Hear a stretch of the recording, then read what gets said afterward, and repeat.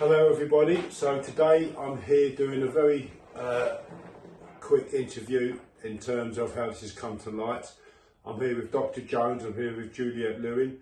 I want people to understand as well that I grew up with Juliette, this is why I'm doing it, and the recent coverage on social platforms. So this is Dr. Jones, this is Juliette Lewin.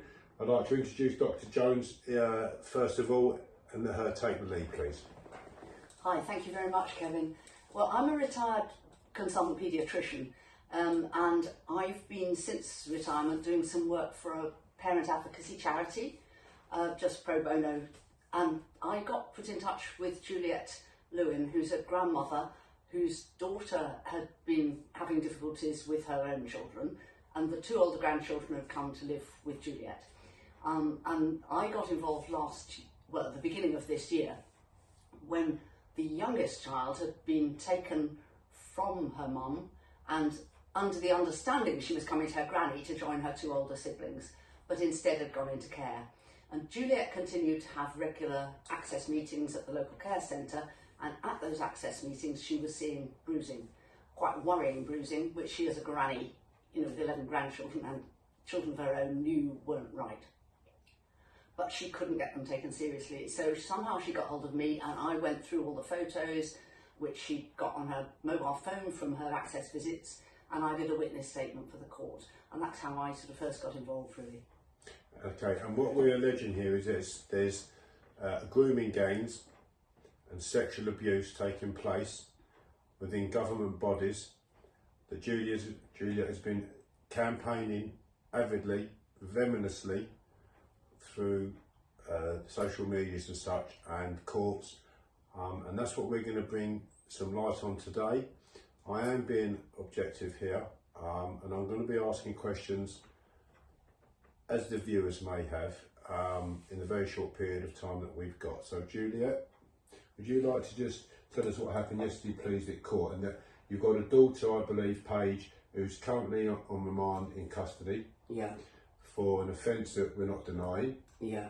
She's admitted. She's admitted, and as a result of that, your granddaughter was taken into care. How long ago? On the 3rd of January 2024. And how old is she? She was 21 months at the time. And her name? Avaya. Avaya, lovely name. And she was taken in. Was that the Christmas video that you was in a venue, and I see the police come in and take that? I see a clip of that. Was that? That was my daughter. Okay. Yeah. So they said my daughter was drunk, that she was unsteady on her feet. They said that they believed that she was on drugs. Yeah. Okay, so from that, your granddaughter was taken into...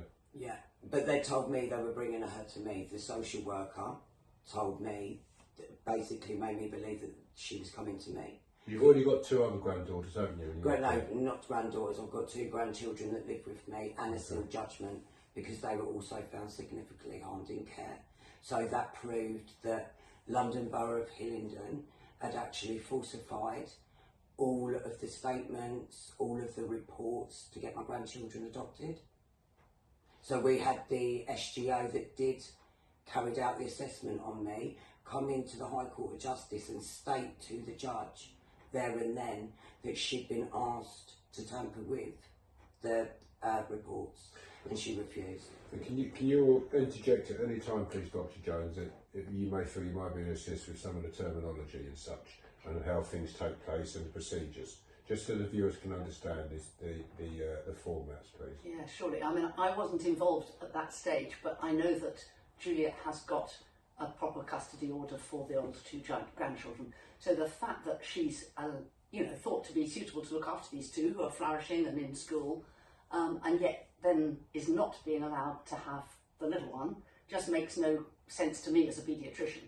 And what's worse, I think, is that having had this little girl in care, which both Paige, the mum, and Juliette thought that she was coming to you, and I've seen a letter from Paige saying that she would, she acknowledges fully that she's got major problems herself. She's had problems with drugs, and whatever the reasons for those problems, obviously Juliette can say more about the background to how she got into this mess.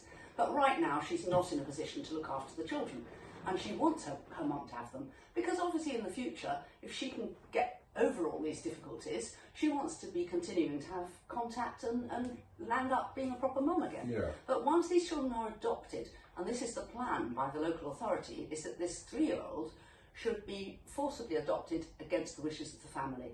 And I can't see, and I've added that into my witness statement, there's one thing, which is the fact that over a year in care, I've seen sequential photographs of a little girl with multiple bruising that looked like grip marks on her thighs, on her buttocks, bruises on her back, bruises on her cheeks. These are not normal childhood injuries. They look like classic abuse. And I was the named doctor for child protection in a big trust where I worked for several years. I've done 40 years of paediatrics, which included a lot of child protection work, and these are not normal toddler injuries. So what you're saying, these are forcible marks that look like a child has been held against their will for possible sexual activity. Well, I think that has to be a possibility. I mean, I haven't looked at her genitalia. I think Juliette, as a granny, has been worried that things when she's changing a nappy looked quite gapey, but I've not seen pictures of that. Obviously, I've no idea. But what I've seen enough for me to know she needed to have a proper child sexual abuse examination, but she's never had that. And drug testing. And to have drug testing, because I saw a video of her standing, looking quite unsteady. I mean, age 2.5. She'd been mobile for ages. She got big dilated pupils, and she's just staring into space and rocking slightly, looking as if she's quite lightly drugged. And rocking is a sign of trauma. Oh no, I meant unsteady because she was drugged. Okay. Yeah, but you're right. Rocking could be a sign of trauma. I just meant, she was not steady on her legs, and yet she's an obviously normal 2.5-year-old. She should be running around. She should be running around, and she was standing there with these big dilated pupils, just staring into space. So I think she needed to have a proper child sexual abuse exam, and she needed to have drug testing. And I wrote all that in my witness statement. And over this period of time, it's gone on. They obviously got cross with Juliette because she kept making complaints. And I contacted the local paediatrician. I contacted the other, there's 3 paediatricians in the trust where she lives. I've contacted all 3 of them. I've contacted the designated doctor who's in the area as opposed to directly at the hospital where she would have been seen. I've contacted the police, I've contacted social services, I've contacted the NSPCC, I've sent them my witness statement. The trouble is, all I've got is photos of Juliette's mobile phone, and those are not of evidential quality for going into a court of law. But having said that, that's all I have, and there is enough on those pictures for me to look and see to this is a little girl investigation. who's been, absolutely, she definitely needs a proper investigation. And to be honest, it needs to be in a different authority altogether. I'm part of a legal group within the College of Paediatrics, so I spoke. Well, there's people who are doing medical legal work within the college. We just have a Zoom call regularly. It's just sort of peer support type meetings. Okay. So I joined that, and it's interesting because most of my career, I would have been doing child protection work. Would have been more of children who were being injured at home and working with social services to get them taken into care. This is the first time I've been involved with a child where it appears that the injury, well, definitely she's got injuries ongoing while she's in care.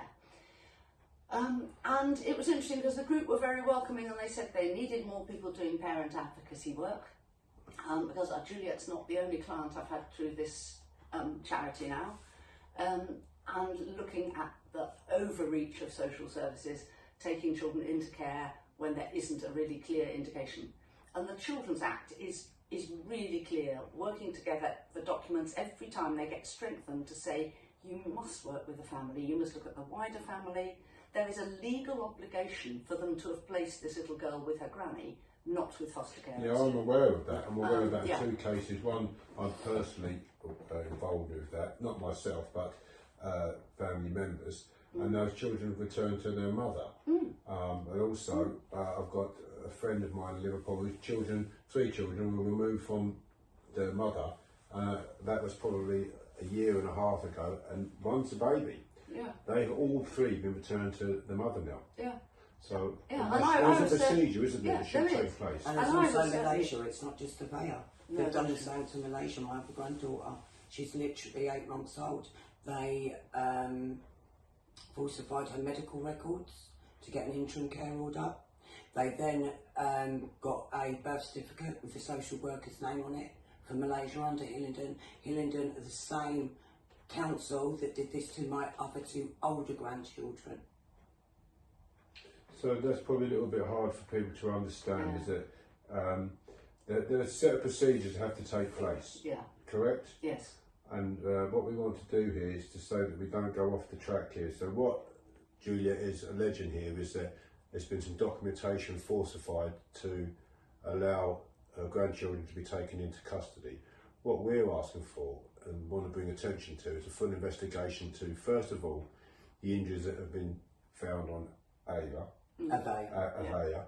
I do apologise, folks, Avea.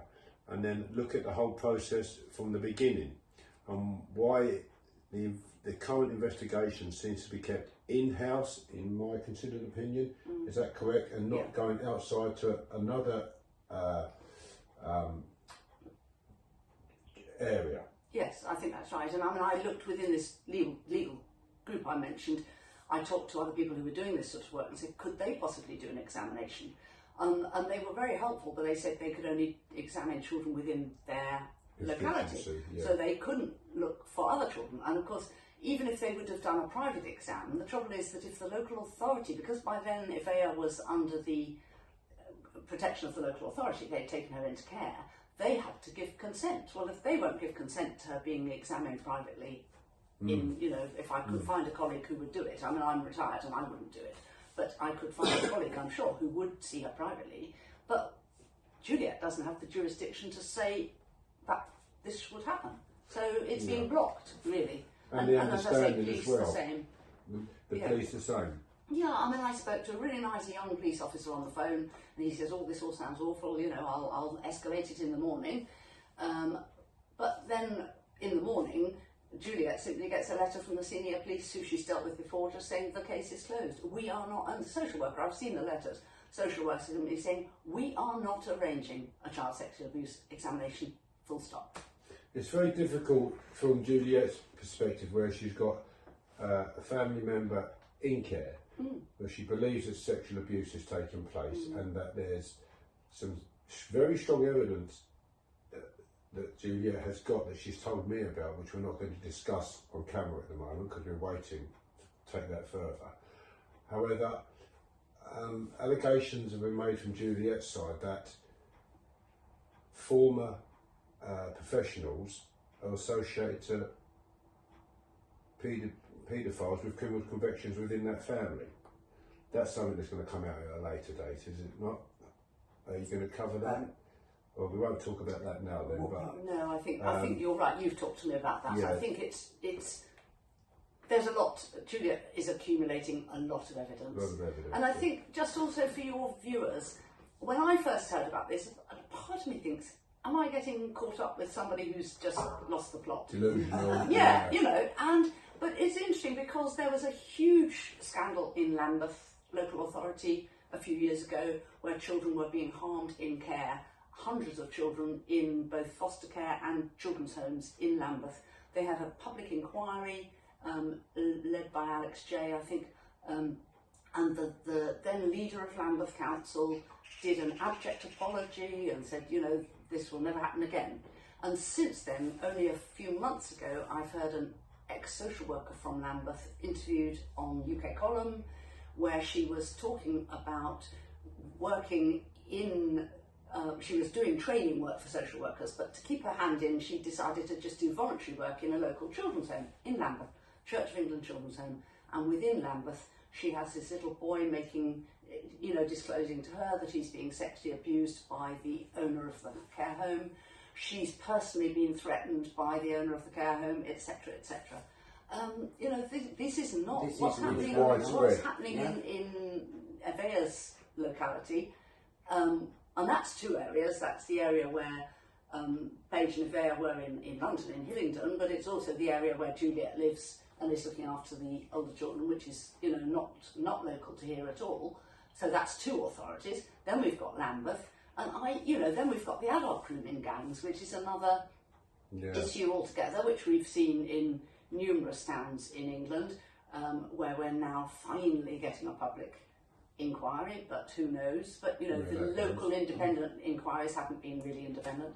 You know, you look back at what happened in Rochdale, and the police officer who came in to look at that, Maggie Weir, I think, you know, finding information hidden, altered, shut down, etc. You know, would you say that the procedures that should be set in place for a normal inquiry, normal investigation, seem to be failing here? Yeah, I think Stonewalled, that's right. maybe? Yes, absolutely. No, I think that's right. I mean, that's certainly been my experience. As I say, everybody I've run, I tried the NSPCC because I thought they were outside the system, but all they would say was, oh, you need to refer. They told me exactly who to refer, frightfully helpful, but they were the people I'd already talked to, of course, which was the local, you know, government bodies. Safeguarding board. Yeah, safeguarding children. Yeah. Juliette, so you was in court yesterday. Yeah. With Paige. Paige has refused bail, so she's currently on remand for entering the premises, theft, possible theft. That's in a theft for a parcel in another building, wasn't it? Okay. Well, she was being charged yesterday with having stolen some money from a purse of the woman whose house she'd run into.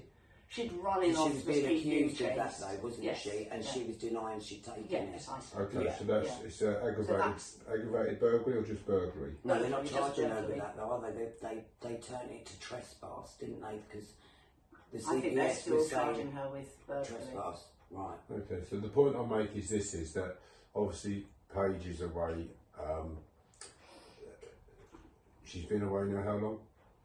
I think it's 7 weeks. 7 weeks, okay, so... Yeah. But the woman did state that she didn't feel threatened. Is that right? Correct?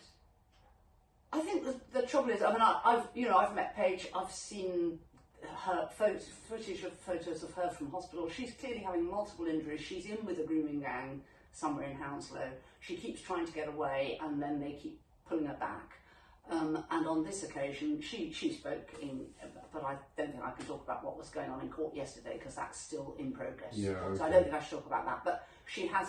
I've seen footage, pictures of all her injuries, and I've met her. I've met her, and she was struggling to walk because her ankle was injured because she'd been running away and she'd fallen.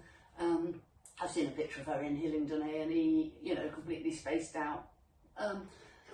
She's got troubles, yeah. And I think, from what I understand of what happened on this occasion was that she was running away from somebody with a knife or possibly with a gun, I don't know, and she ran into someone's house, and then she ran out and went to a local church and barricaded herself in there, and she was asking to please call the police, I need help. But that's then being interpreted as trespass. Okay.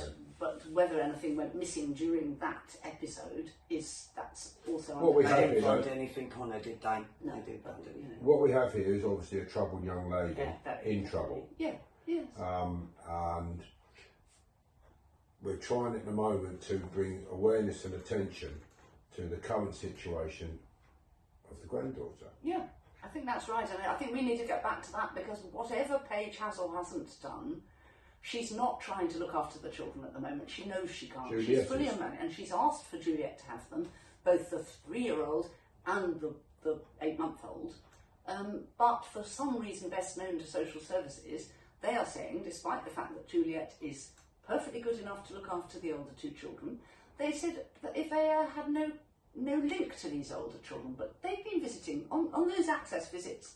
Juliette's been taking the older 2 children as well to see her. I brought a bayer up from birth. You know. I brought a bayer up from birth. They've been trying to get hold of a bayer since before she was born. And what age did you bring her up to? Newborn, up until she was 16 weeks when I put everybody on notice within the prison, on the parole board, social services.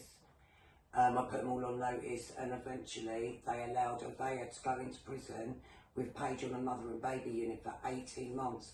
there was all reports from prison have been outstanding for Paige's parenting within the prison. So before she left, it was all meant to be set up, that she had all of this support around her, and nothing was set up. Social services, so Zoe French was the social worker. She come and done a visit for less than 20 minutes. Didn't speak to any of the other children.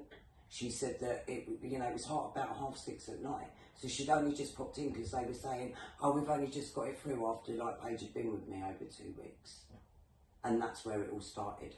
Because she never ever did a children and family assessment. The only time we knew of her again, even though the school were trying to contact her as well, and this is all in reports as well, because of how it was affecting the children at school. The next time we saw her was when she'd gone to Paige over at that hotel that they'd put her in, which was an emergency housing for vulnerable adults. So it wasn't AP approved. They had video recording and audio. So it wasn't AP approved, so that was illegal what they were doing within this hotel. And that's where they turned up, and on the record... Who's they? Sorry, the two social workers, so Zoe French, and I think the other one's name is Corey Blaine, Victoria Blaine. They basically, when they got there, they said, we're not here to take your baby, because Paige was on her way out with friends. But Paige could have kept walking, but she didn't. She actually went back into the hotel with a bayer to sit and wait there, because they said they were going to call the police, and it was down to the police with what the police wanted to do. But they'd already arranged it, they'd already spoken to the police, so that it was already set up. Can you just reverse a little bit, please?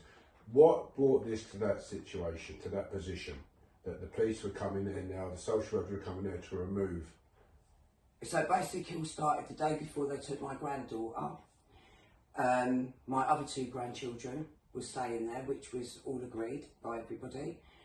And I got a phone call to say that someone was knocking at the front door of my daughter's hotel room. Then I could hear my grandchildren crying in the background, telling me that there's people out the back and someone was trying to put their hand through the window. They could identify the people that were outside trying to get in. They then, obviously I'm on the phone speaking to Paige and my grandchildren. So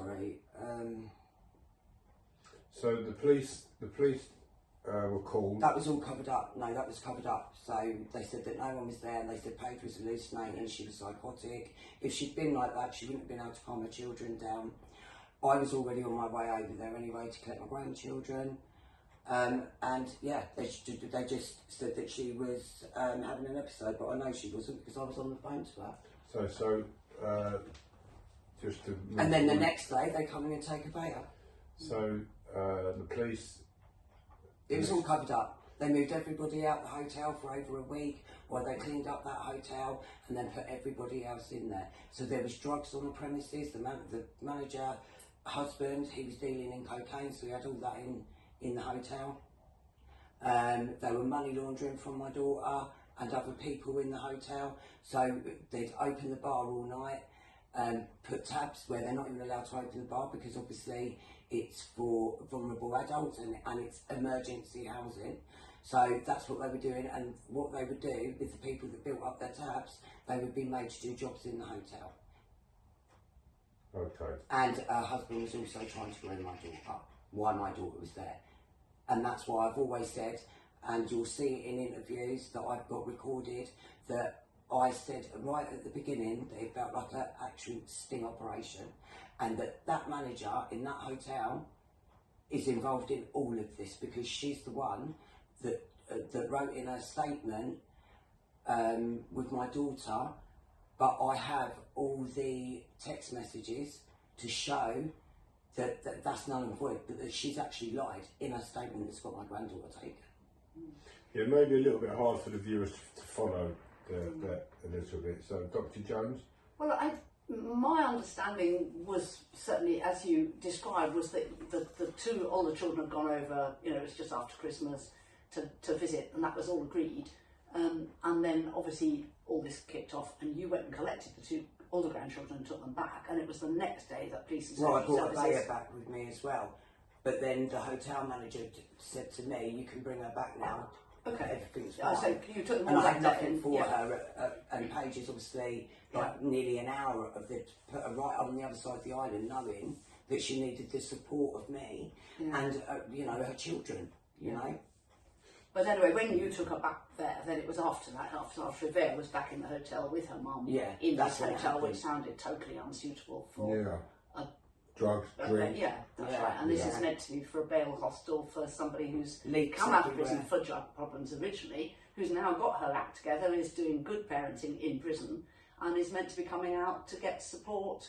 And there was obviously no proper support at all. An hour away from her mother. Yeah, and then the very next day they turn up with social services and the police to take her, with the understanding of both Paige herself and Juliette being that they are saying, look, you can't cope, and this hotel, you know, this is not suitable, which is true, but they didn't bring her to Juliette at all. They took her into foster care, and it's from then on that at the weekly visits, every time Juliette's gone, she's seen this bruising, and she had one paediatric examination done within the first 3 weeks or so of going into care.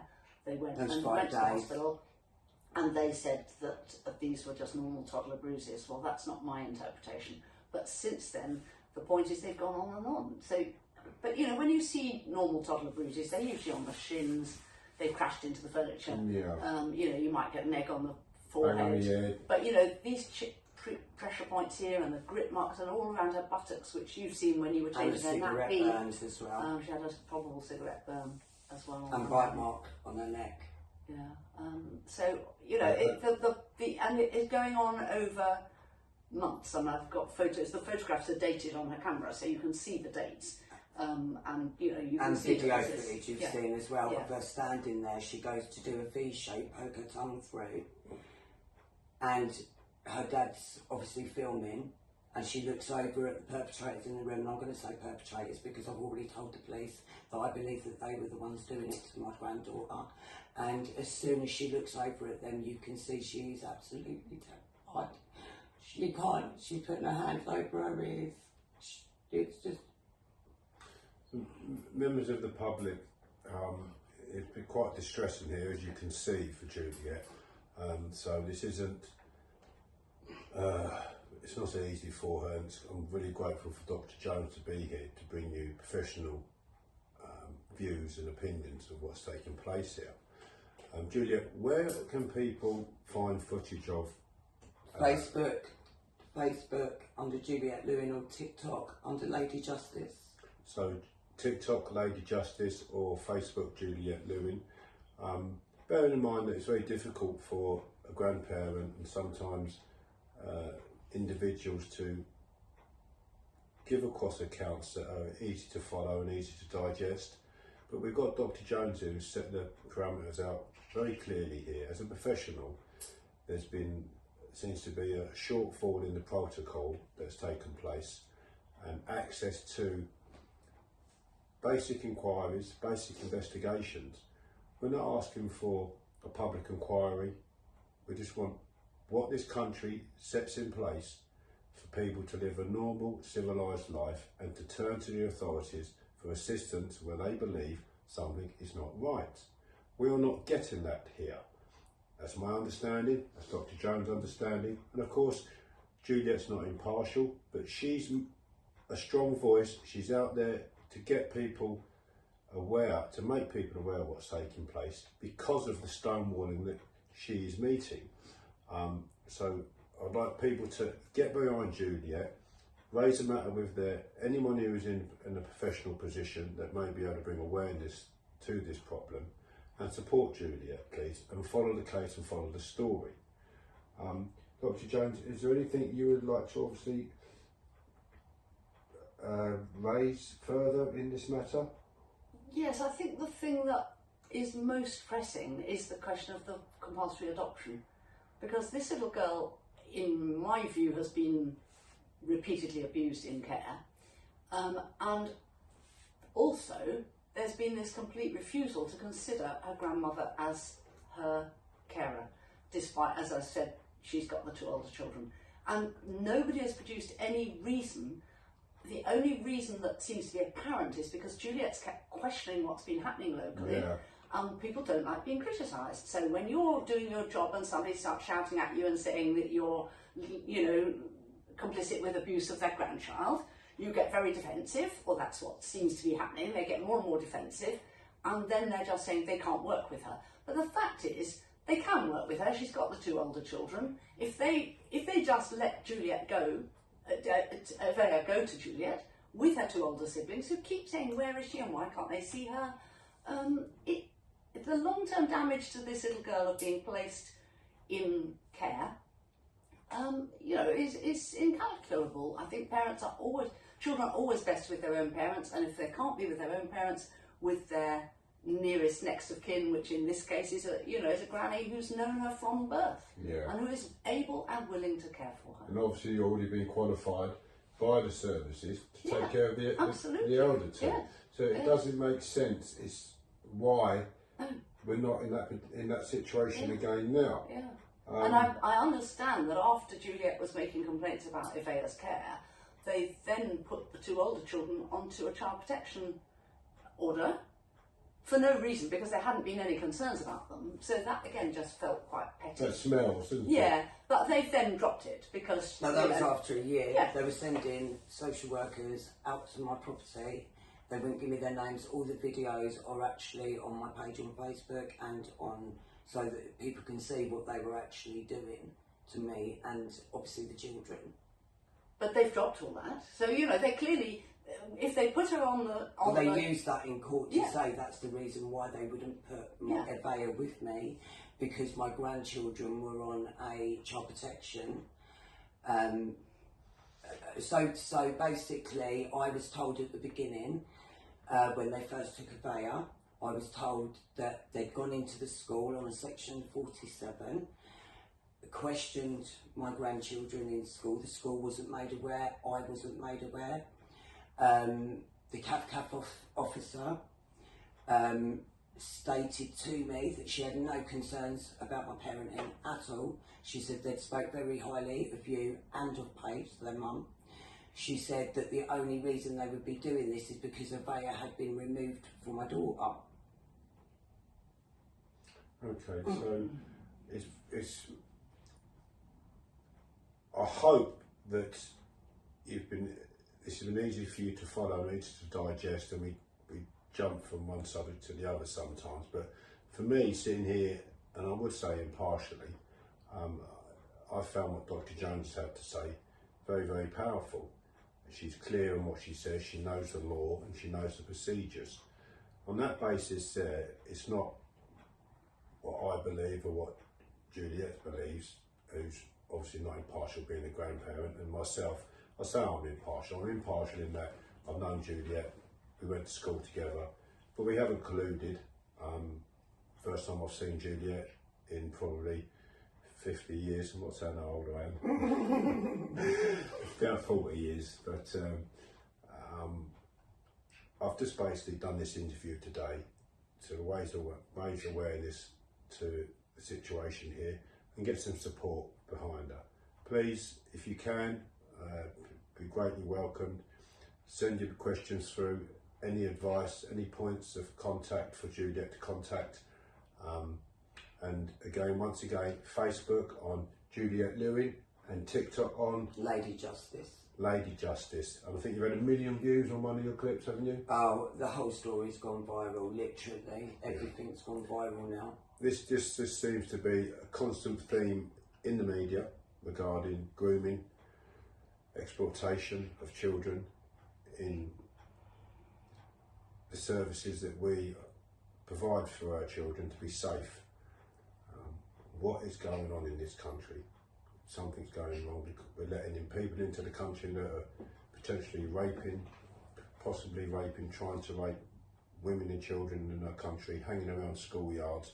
I know I'm just going off the road here a little bit, but nonetheless, it seems to be a constant theme right across the board. So again, please get behind Juliette. Thank you for your time, and we look forward to your questions. Juliette, is there anything you would like to finish on, sweetheart? I'd just like to let the world know that I know that she's in imminent danger, and I really do feel like she needs to come out now. So we've got that in the public eye. She's in imminent danger. If anything happens to Asia, then we know that we made this aware publicly. Again, this isn't the first time. Thank you very much, Dr. Jones. An absolute pleasure. And would you like to finish on anything at all? No, I think I just agree with what Juliette's just said. I think there is danger for this child, and I think she needs to be back with her granny. Okay, thank you very much. Juliette, come this way. Okay, thank you very much. Take care, everybody, and have a good day. Thank you.